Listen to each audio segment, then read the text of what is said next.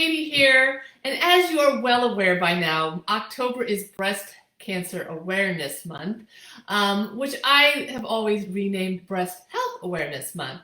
And one of my most important tips, something that I covered in my masterclass, but in case you missed my masterclass, I want to make sure every woman on the planet gets this information because I think one of the biggest questions that comes up is, do I need a mammogram, right? Because during October, there's even such a thing as National Mammography Day. And I thought it was just yesterday, but I realized the post I was looking at may have been old because I looked it up and it's actually like the third Friday of the month in October. It's like one of these rotating days from year to year.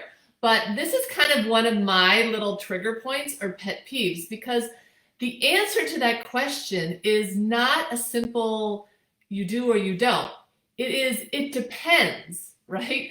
So it's not just a given that every woman on the planet needs a mammogram. No, in fact, there are guidelines.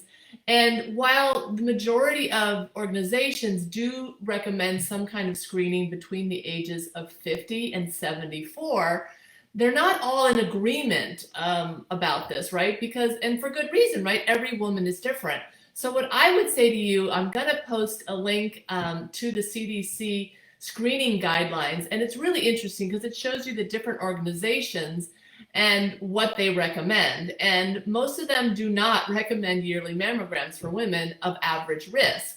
Now, of course, if breast cancer runs in your family, you're, Ashkenazi Jew, any number of things, you might be in a higher risk category, which is like, yes, you need them yearly.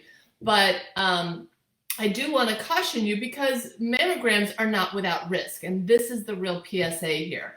Mammograms are radiation and mammograms can cause breast cancer. What? Yes, I said it. It's true.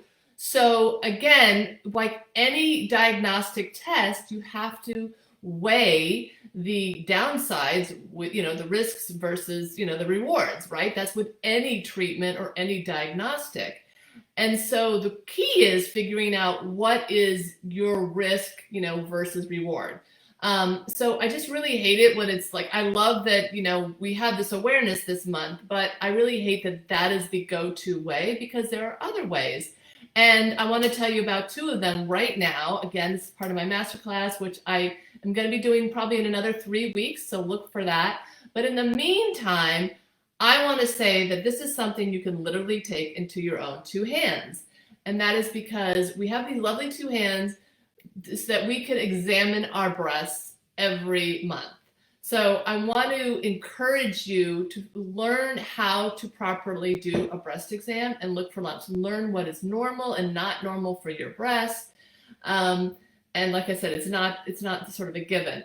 One of the ways you can do that is with this lovely device. It's called My Breast Friend, and it's a silicone mock-up of a breast, and then it has in it different, oh, the sun is coming in now.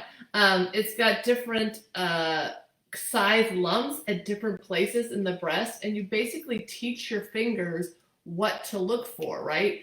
And then the other thing I want to tell you is that you want to examine your whole chest, not just your breast, because you have breast tissue all around. But this is a great training program. This is what they teach. They use to teach nurses and clinicians how to do an exam. And that's the other thing, there's some controversy over that as well. Like I would recommend you get examined once a year by your healthcare professional.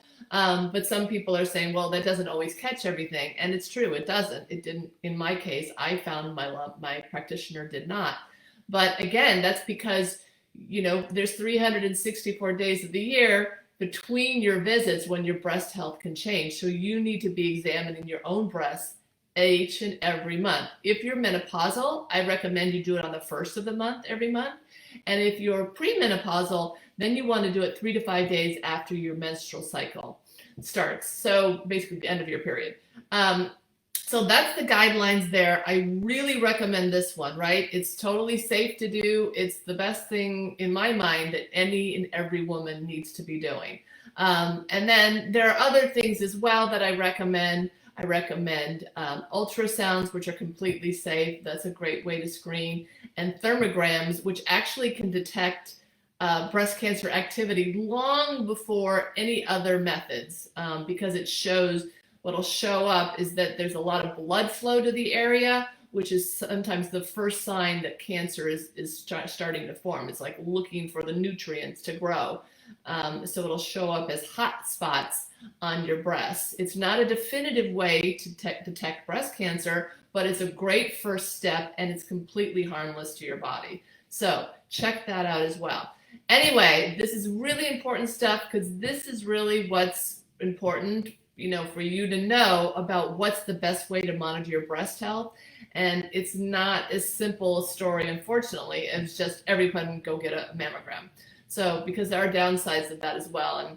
And, from over diagnosing things, when there aren't really a problem that they think is a problem, then you get over treatment, and oh my gosh, there's a whole issue there with over diagnosing breast cancer now, because so many people are getting mammograms early.